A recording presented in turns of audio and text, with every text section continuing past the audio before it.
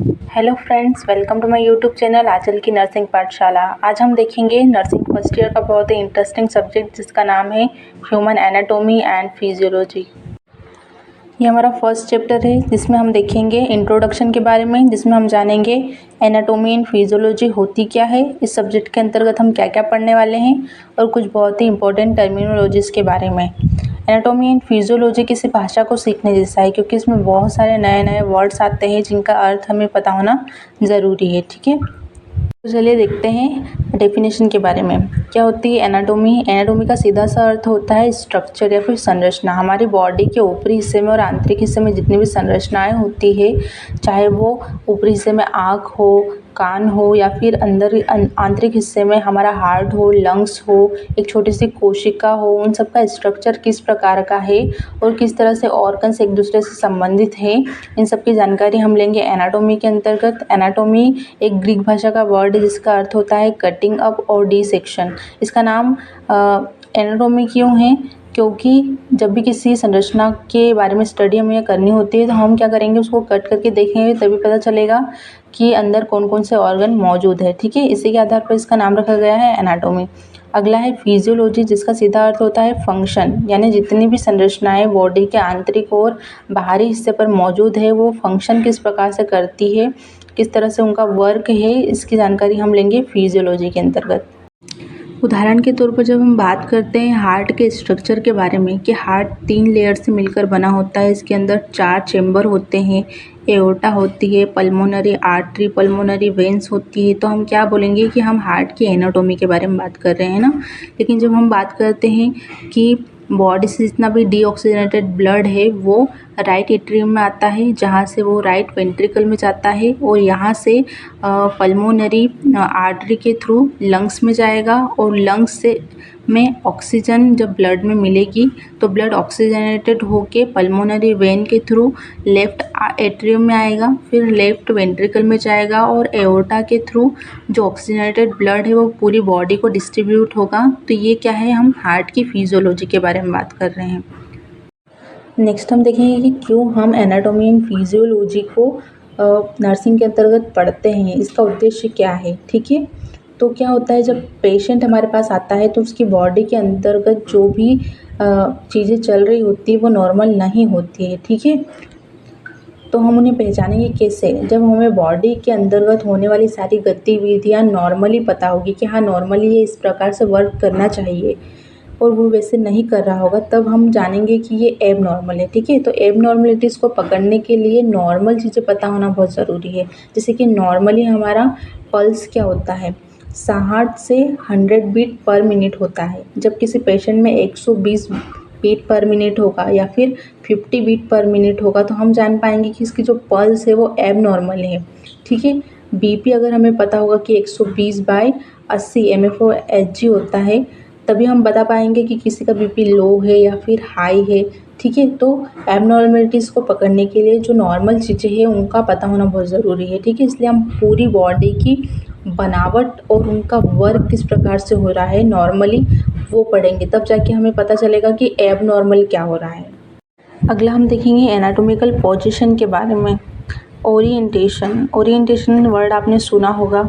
जब भी कभी पोस्टिंग के लिए आपको या फिर क्लिनिकल के लिए आपको हॉस्पिटल में ले जाया जाएगा तो आपके जो सीनियर्स होंगे आपके या फिर आपके जो टीचर होंगे वो आपको हॉस्पिटल का ओरिएंटेशन करवाएंगे, यानी कि आपकी पहचान करवाएंगे पूरे हॉस्पिटल से कि कहाँ पर ओपीडी है, कहाँ पर आईपीडी है, कहाँ पर आईसीयू है, क्योंकि आपको सभी जगह पर काम पड़ने वाला है, आपको सभी जगह पर वर्क करना होगा। तो आपको पता होना चाहिए कि कहाँ पर क्या है। उसी प्रकार से हम क्या करने वाले हैं, एनाटॉमी एंड फिजियोलॉजी के अंतर्गत ह्यूमन बॉडी की स्टडी करने वाले हैं, तो हमें पूरी बॉडी के बारे में पता होना चाहिए कि कौन सा हिस्सा कहाँ पर होता है। ठीक है, तो इसलिए इसमें सबसे सूटेबल जो पोजीशन होती है वो कौन सी होती है, स्टैंड अप की पोजीशन होती है। आप अगर अपनी एनाटॉमी एंड फिजियोलॉजी की बुक के अंदर देखेंगे तो जितने भी सिस्टम्स के बारे में आपको समझाया गया है तो उसमें जो पुतला बना होगा उसकी पोजीशन यही वाली होने वाली है। ठीक है, ये वाली पोजीशन किस प्रकार की होती है, इसमें व्यक्ति स्टैंड अप की मुद्रा में खड़ा होता है, आंखें सामने की ओर होती है, इसकी हथेलियाँ भी आँखों की तरफ फेस करते हुए होती है, मतलब सामने की ओर फेस करते हुए होती है।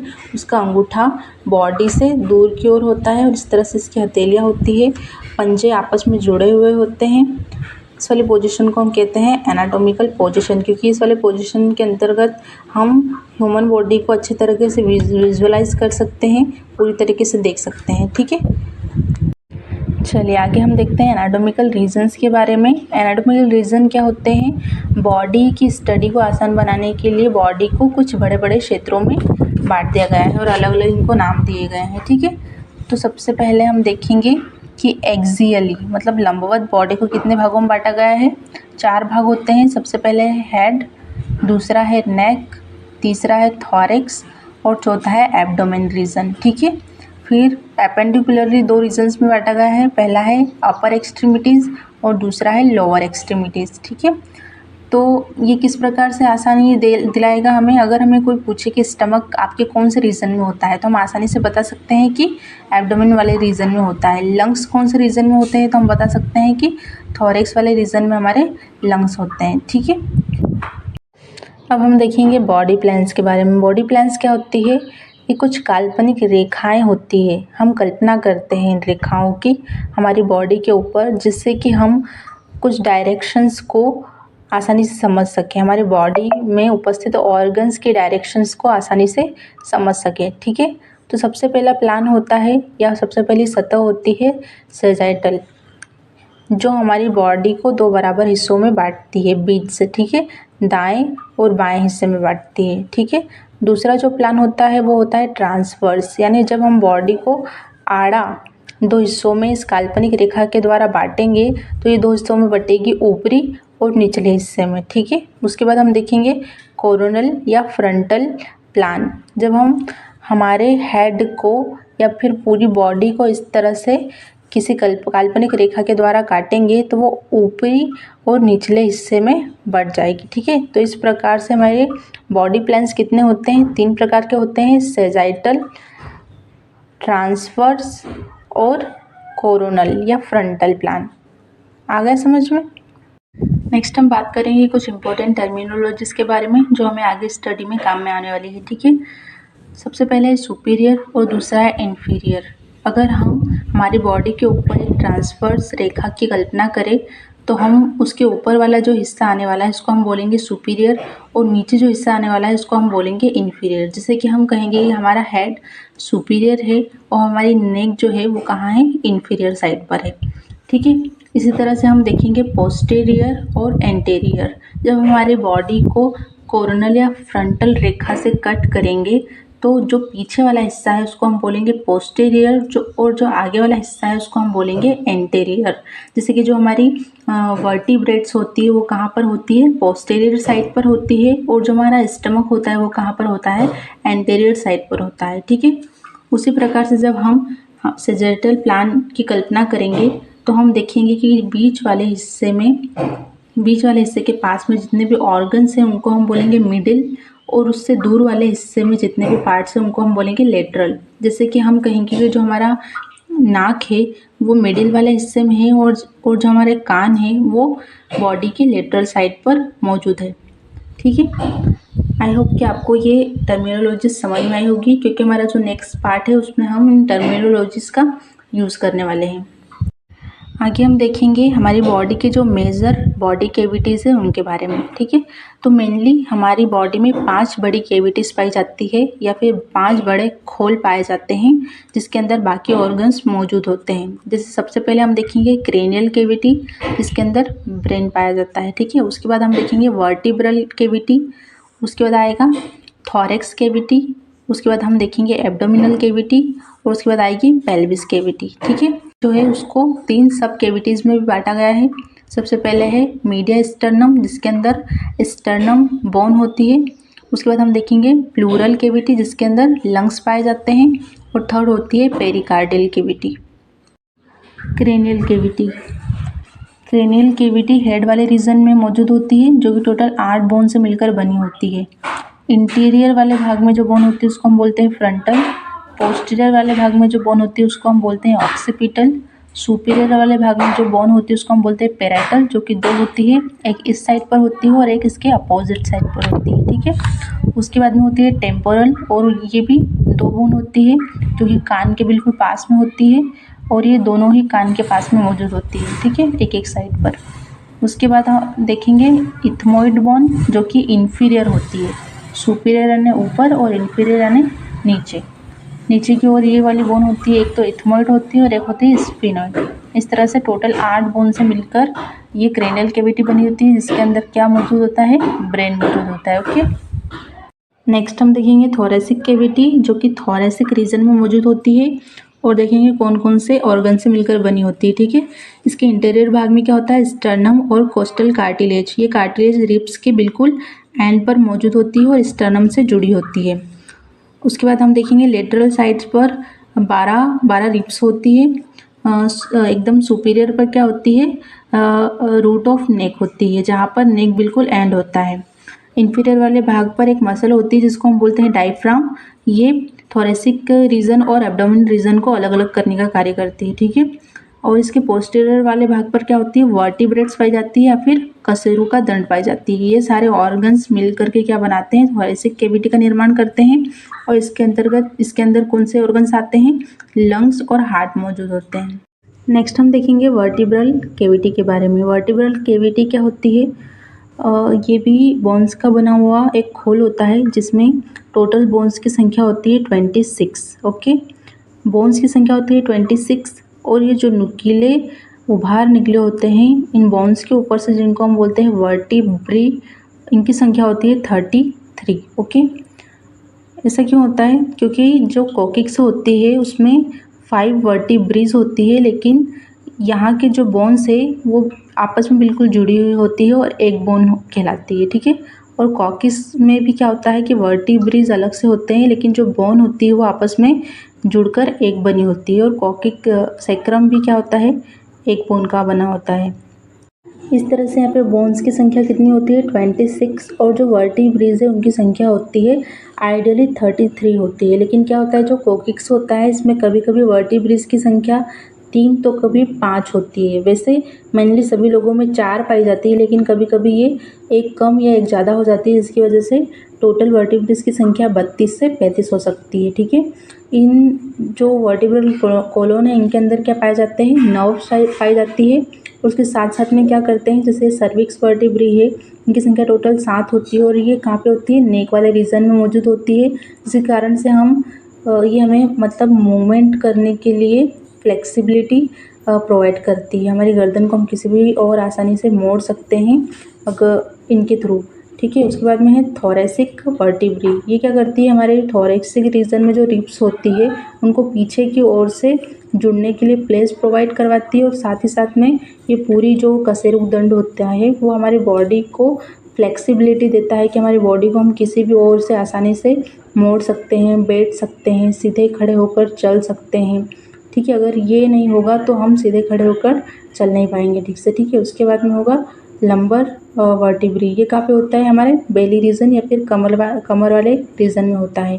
उसके बाद में है सेक्रम, ये हमारे हिप रीजन में होता है। उसके बाद में है टेल बोन्स। ये इनका वर्क ज़्यादा नहीं होता है, बस ये ट्रंक को सपोर्ट करने के लिए थोड़ा हेल्प करती है। नेक्स्ट है एब्डोमिनल कैविटी। अब हम देखेंगे कि एब्डोमिनल कैविटी कौन कौन से ऑर्गन से घिरी हुई है और कौन कौन से ऑर्गन्स मिलकर इसको एक कैविटी बनाते हैं, ठीक है। तो हम देखेंगे इसके एंटेरियर यानी सबसे ऊपरी भाग में क्या होता है, मसल्स पाई जाती है, ठीक है, जो ऊपर की इसकी दीवार बनाते हैं, ठीक है। फिर देखेंगे हम पीछे, तो पीछे क्या होता है, वर्टिब्रल कॉलोन होता है, ठीक है। दोनों लेटरल साइड पे क्या होता है, रिब्स पाई जाती है, और सुपीरियर साइड पे क्या होता है, डायफ्राम। जो मसल्स हमने देखी थी थोरेसिक कैविटी के अंदर, वही वाली मसल्स पाई जाती है जो कि थोरेसिक कैविटी और एब्डोमिनल कैविटी को अलग अलग करती है, ठीक है। उसके बाद हम देखेंगे कि इंफीरियर भाग में क्या पाया जाता है, कुछ भी पाया नहीं जाता, क्योंकि ये जो एब्डोमिनल कैविटी होती है पेल्विक कैविटी के अंदर कंटिन्यू होती है, इसी तरह से चलता है, इसका कोई एंड नहीं होता है यहाँ पे, ठीक है। तो ये हो गई एब्डोमिनल कैविटी। अब हम देखेंगे इसके अंदर कौन कौन से पार्ट्स या फिर ऑर्गन्स मौजूद होते हैं। तो सबसे पहले हम देखेंगे एब्डोमिनल कैविटी के अंदर स्टमक होता है, इंटेस्टाइन्स होती है, दोनों ही इंटेस्टाइन इसके अंदर होती है, उसके बाद हम देखेंगे लीवर होता है इसमें, गॉल ब्लैडर होता है, बाइल डक्ट्स होती है, पेनक्रियास होता है, स्प्लीन होती है, दोनों किडनीज होती है, किडनीज के ऊपर ही पाई जाती है एड्रिनल ग्लैंड्स, यूरेटर्स होते हैं और सारी वेसल्स होती है जैसे वेन्स हो गए, आर्टरीज हो। एब्डोमिनल कैविटी को 9 रीजन्स में बांटा गया है, ठीक है। तो देखते हैं कौन कौन से रीजन है। सबसे पहले जहाँ पर हमारी नाभि होती है उस वाले एरिया को क्या कहते हैं, अम्बिलिकल रीजन। उसी के ऊपर जो एरिया उपस्थित होता है उसको हम कहते हैं एपिगैस्ट्रिक रीजन, और नीचे वाले हिस्से को हम कहते हैं हाइपोगैस्ट्रिक रीजन। एपिगैस्ट्रिक के साइड वाले हिस्से को हम कहेंगे राइट हाइपोकोंड्रियक रीजन, और लेफ्ट वाले हिस्से को हम कहेंगे लेफ्ट हाइपोकोंड्रियक रीजन। अम्बिलिकल जो हमारी नाभि होती है उसी के राइट साइड में जो हिस्सा होता है उसको हम कहते हैं राइट लंबर रीजन, और उसके लेफ्ट वाले हिस्से को हम कहेंगे लेफ्ट लंबर रीजन। उसी के बाद में नीचे जहाँ पर हम कमर पे हाथ लगाते हैं और हमें इलियम बोन जहाँ पर महसूस होती है उस वाले हिस्से को हम कहते हैं राइट इलियक फोसा, और लेफ्ट वाले हिस्से को हम कहते हैं लेफ्ट इलियक फोसा, ठीक है। तो ये क्या है, एब्डोमिनल कैविटी के 9 रीजन। देन है लास्ट मेजर बॉडी कैविटी, जिसका नाम है पेल्विक कैविटी। तो चलिए देखते हैं कौन कौन से पार्ट से मिलकर ये कैविटी बनी होती है। तो इसके इंटीरियर भाग में कौन सी बोन होती है, प्यूबिक बोन होती है, और पोस्टीरियर वाले भाग में क्या होता है हमारा वर्टिब्रल कॉलम, जिसका कौन सा हिस्सा होता है सेक्रम, और कॉक्सी बोन पाई जाती है, ठीक है। दोनों लेटरल साइड पर इनोमिनेटेड बोन पाई जाती है जिन्हें इलियम बोन भी कहते हैं, ठीक है। उसके बाद में इसका जो इंफीरियर वाला भाग है, सबसे नीचे वाला हिस्सा है, उसमें क्या पाई जाती है, मसल्स पाई जाती है जो कि ऑर्गन्स को होल्ड करके रखने का काम करती है। और जो सुपीरियर वाला भाग है, ऊपरी हिस्सा है, उसमें क्या होता है, जो एब्डोमिनल कैविटी है वो कंटिन्यू होती है। जैसे कि उसमें जो इंटेस्टाइन पाई जाती है वो उनका कुछ हिस्सा कहाँ पर होता है, एब्डोमिनल कैविटी में होता है, और इंटेस्टाइन का कुछ हिस्सा कहाँ पर होता है, पेल्विक कैविटी में होता है, ठीक है। अब हम देखेंगे पेल्विक कैविटी में कौन कौन से ऑर्गन्स पाए जाते हैं। तो इसमें पाई जाती है इंटेस्टाइन, जिसको कि सिग्मोइड कॉलन भी कहते हैं। रिप्रोडक्टिव ऑर्गन्स पाए जाते हैं मेल और फीमेल दोनों के, मतलब कि मेल में मेल के और फीमेल में फीमेल के। उसके बाद में रेक्टम पाया जाता है, एनस पाया जाता है, यूरेथ्रा, यूरिन को पास आउट करने के लिए यूरेथ्रा की ओपनिंग यहाँ पर होती है। स्मॉल इंटेस्टाइन इसके अंदर पाई जाती है, यूरिनरी ब्लैडर इसके अंदर पाया जाता है, और यूट्रस इसके अंदर पाया जाता है, ठीक है। तो हमने ले ली है कैविटीज़ की कुछ ब्रीफ जानकारी। अब हम आगे देखेंगे कि हम एनाटॉमी एंड फिजियोलॉजी के अंतर्गत क्या क्या पढ़ने वाले हैं। और भी आगे हम शॉर्ट में जानेंगे कि इस पूरे सब्जेक्ट के अंतर्गत हम क्या क्या पढ़ने वाले हैं, ठीक है। तो सबसे पहले हम देखेंगे सेल। हमारी पूरी बॉडी का निर्माण एक सेल से होता है, ठीक है। एक सेल डेवलपमेंट करती है जिससे बहुत सारी सेल्स बनती है। जो सेल्स स्ट्रक्चर में और फंक्शन में एक जैसी होती है वो आपस में मिलकर क्या बनाती है, टिश्यू को बनाती है। और बहुत सारे टिश्यूज़ जो कि स्ट्रक्चर और वर्क में एक जैसे होते हैं वो आपस में मिलकर क्या बनाते हैं, एक ऑर्गन का निर्माण करते हैं। और वो सभी ऑर्गन जो कि एक ही उद्देश्य के लिए काम कर रहे होते हैं वो आपस में मिलकर क्या बनाते हैं, एक ऑर्गन सिस्टम बनाते हैं, ठीक है। तो हमारी बॉडी के अंतर्गत लगभग 79 ऑर्गन्स होते हैं, और ये ऑर्गन्स आगे मिलकर ऑर्गन सिस्टम बनाते हैं। देखते हैं कौन कौन से सिस्टम इसके अंतर्गत पढ़ने वाले हैं। तो सबसे पहले है सर्कुलेटरी सिस्टम। सर्कुलेटरी सिस्टम क्या होता है, जहाँ से हमारी बॉडी के अंदर पूरी तरीके से ब्लड का सर्कुलेशन चलता है, ठीक है। ऑक्सीजनेटेड ब्लड सेल्स तक पहुँचाया जाता है और वहाँ से डीऑक्सीजनेटेड ब्लड को वापस हार्ट तक लाया जाता है। सर्कुलेटरी सिस्टम का मेन ऑब्जेक्ट क्या होता है कि न्यूट्रिशन और ऑक्सीजन को हमारी बॉडी के हर एक सेल, हर एक ऑर्गन तक पहुंचाना, ठीक है। तभी वो अलाइव रह पाएंगे। और वहाँ से जितना भी वेस्ट प्रोडक्ट होता है प्लस कार्बन डाइऑक्साइड होती है उसको बॉडी से बाहर निकालने का काम सर्कुलेटरी सिस्टम का होता है, ठीक है। आगे हम देखेंगे रेस्पिरेटरी सिस्टम। रेस्पिरेटरी सिस्टम क्या होता है, बॉडी के अंदर ऑक्सीजन को पहुंचाना और बॉडी के अंदर के जो कार्बन डाइऑक्साइड है उसको बॉडी के अंदर से बाहर करना, ठीक है। देन हम देखेंगे डाइजेस्टिव सिस्टम के बारे में।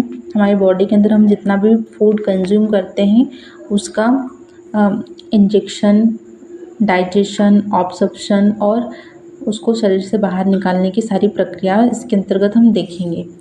आगे हम देखते हैं एक्सक्रिएटरी सिस्टम के बारे में। तो ये सिस्टम क्या करता है, हमारे बॉडी के अंतर्गत वाटर एंड इलेक्ट्रोलाइट्स के बैलेंस को बनाए रखता है, ठीक है। और किडनियाँ क्या करती है, हमारे ब्लड को प्यूरिफिकेशन करने का कार्य करती है।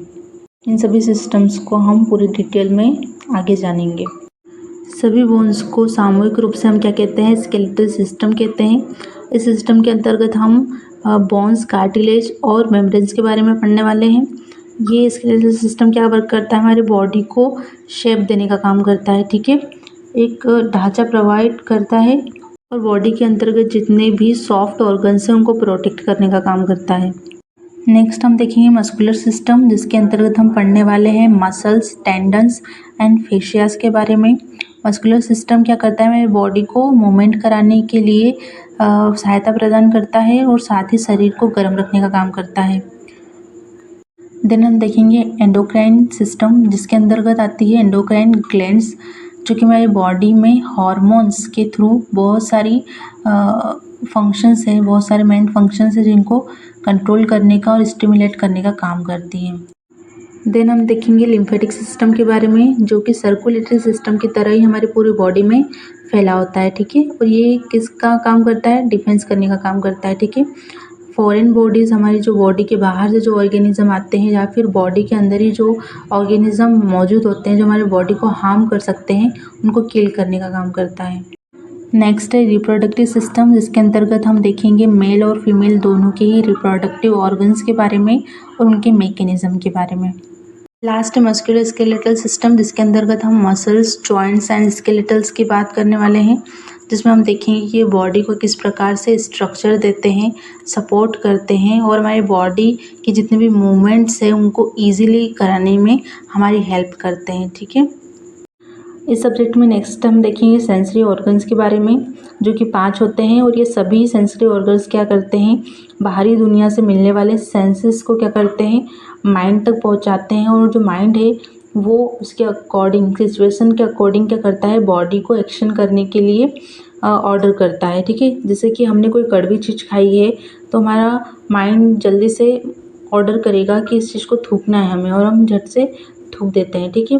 आगे हम देखेंगे जैसे आंखों के सामने मर्डर हो गया है या फिर किसी का एक्सीडेंट हुआ है तो ब्रेन क्या करेगा, हमारी बॉडी को एक्शन करने के लिए कहेगा, या तो वो कहेगा कि यहाँ से हमें जल्दी से भाग जाना चाहिए या तो उस व्यक्ति को हमें बचाना है, ठीक है। इस प्रकार से क्या करते हैं, सारे सेंसरी ऑर्गन्स सेंसेस को ब्रेन तक लेकर जाते हैं और ब्रेन डिसाइड करता है कि हमें इस सिचुएशन को किस प्रकार से हैंडल करना है। नेक्स्ट हम देखने वाले हैं बॉडी मूवमेंट्स एंड टर्मिनोलॉजीज के बारे में। गाइस, अगर आपको ये वीडियो यूज़फुल लगता है तो please like, share and subscribe and thanks for watching.